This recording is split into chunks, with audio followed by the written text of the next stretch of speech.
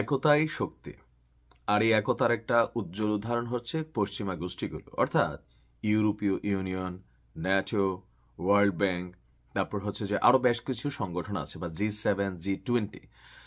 Basically তারা পৃথিবীতে নির্ধারণ করে কোন দেশের অর্থনীতি কেমন হবে, ওই দেশের সরকারে কারা থাকবে, ওই দেশটাকে আসলে কি সন্ত্রাসী রাষ্ট্র হিসেবে ঘোষণা দেবে, ওইখানে শাসনকারী বা শাসক গোষ্ঠী যারা আছে তাদেরকে পৃথিবী কিভাবে ডিল করবে, পৃথিবীর দরিদ্র দেশগুলো তাদের সাথে কি সম্পর্ক রাখবে নাকি রাখবে না, এই সকল বিষয় যারা নির্ধারিত করে তারা হচ্ছে ইউরোপীয় ইউনিয়ন এবং পশ্চিমা শক্তি।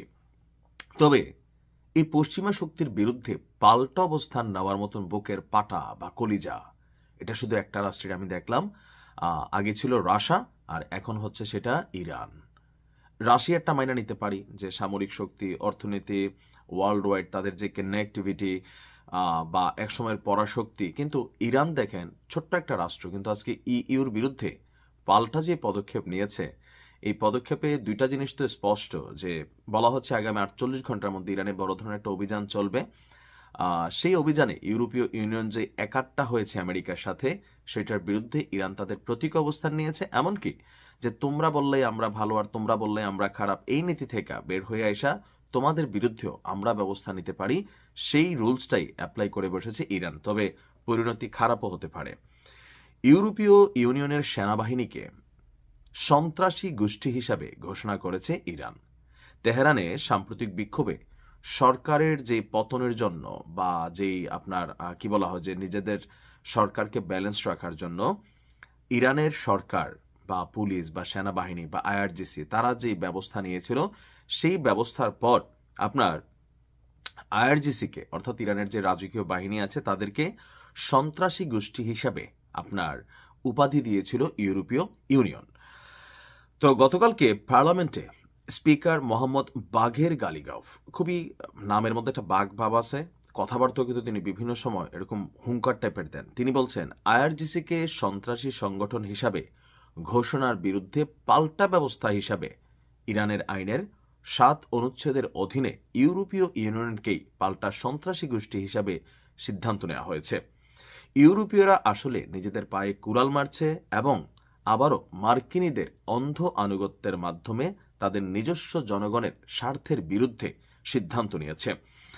গত বৃহস্পতিবার ইউরোপীয় ইউনিয়নের আপনার পররাষ্ট্রনীতি প্রধান যিনি আছেন কাজা কালাস, তিনি আইআরজিসিকে ব্লকের তকমা ঘোষণা দেন। বলেন দমন পীড়নকে ছাড় দেওয়া হবে না। যে কোনো শাসন ব্যবস্থা তার নিজের হাজার হাজার মানুষকে যখন শেষ করে দেয়, সে নিজের পতনকেই ডেকে আনে। মার্কিন গণমাধ্যমগুলো বলছে, মানবাধিকার সংস্থাগুলো বলছে, গত 28শে ডিসেম্বর থেকে শুরু হওয়া দেশব্যাপী বিক্ষোভের সময় 6,713 জনের মৃত্যু হয়েছে, আর আহতের সংখ্যা একটা হিউজ পরিমাণ। আর এই কারণে রাষ্ট্রীয় এই বাহিনীকে তারা আপনার সন্ত্রাসী বাহিনী হিসেবে কালো তালিকাভুক্ত করছে। এখন প্রশ্ন হচ্ছে এদের দেশে কেমন মানে ঘটনা ঘটে না? আপনাদের খেয়াল থাকার কথা, এই যে গ্রেটা থ্রুনবার্গ, ওই যে মেয়েটা মানবাধিকার কর্মী, ফিলিস্তিনের উদ্দেশ্যে ত্রাণবাহী পতাকা নিয়ে, জাহাজ নিয়ে, আপনার খেয়াল আছে তো, সারা পৃথিবী থেকে অনেকগুলো মানবাধিকার সংগঠন যখন সেখানে গেল, তো তাদেরকে যখন মাঝখানে গ্রেপ্তার করা হলো, এ নিয়ে সারা পৃথিবীতে ব্যাপক বিক্ষোভ, বিপুল পরিমাণ জনসমাগম, রাষ্ট্রের মধ্যে খোদ আমেরিকাতেও ছাত্র জনগণ রাজপথে নেমে এসেছিল। তখন মার্কিন যুক্তরাষ্ট্র বা তাদের পুলিশ, যুক্তরাজ্য বা তাদের পুলিশ, জার্মানি রাষ্ট্রের যারা পুলিশ আছে, বা ফ্রান্সে আপনারা নিশ্চয়ই দেখেছেন কেমন ঘটনা ঘটেছে, কিভাবে সিস্টেমকে ম্যানুপুলেট করা হয়েছে। তো ওই সময় কি আসলে হয় নাই কোনো কিছু? বিষয়টা হচ্ছে ওই যে প্রথমে বললাম যে তারা নির্ধারণ করবে আপনি কে আমি কে।